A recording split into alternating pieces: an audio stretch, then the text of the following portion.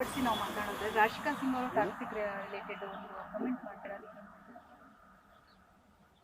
ಕೆಲಸ ಮಾಡೋರು ಕೆಲಸ ಮಾಡ್ತಾ ಇರಬೇಕು. ಕಮೆಂಟ್ಸ್ ಅಂತ ಬಂದಾಗ ಯಾವಾಗಲೂ ಎಲ್ಲರೂ ಹೊಗಳೇ ಮಾತಾಡ್ತಾರೆ ಅಂತ ಏನಿಲ್ಲ.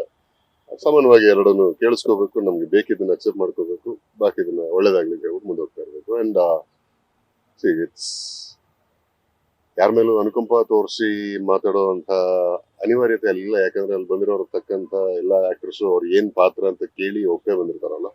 ಸೊ ಹಾಗಾಗಿ ಅದ್ರಲ್ಲಿ ಇನ್ನೂ there is nothing to sympathize or empathize. ಅದೇ ದೇರ್ ಆಲ್ ಪ್ರೊಫೆಷನಲ್ಸ್ ಹ್ಯಾಂಡಲ್ ಮಾಡಿರ್ತಾರೆ, ಪರ್ಫಾರ್ಮ್ ಮಾಡಿರ್ತಾರೆ. Rest will see on screen. ಹೊಟ್ಟೆಗೆ ಆರಾಮಾಗಿ ಕೊಡ್ತಾ ಇದ್ದೀವಿ ಸಿನಿಮಾ, ಅದ್ರ ಮೇಲೆ ಕಲ್ಲ ಹಾಕೊಳ್ಳುವಂತ ಕೆಲಸ ಯಾಕೆ ಮಾಡಿ.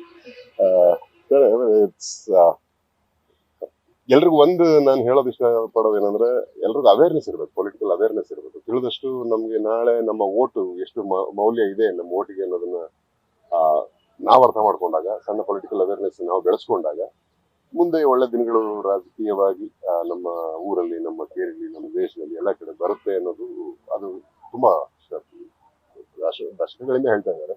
ಆ ಅವೇರ್ನೆಸ್ ನಿಧಾನವಾಗಿ ಜಾಗರೂಕತೆ ಆಗ್ತಿದೆ, ಮೂಡ್ತಿದೆ ಜನರಲ್ಲಿ.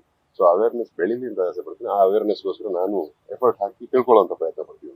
Thank you.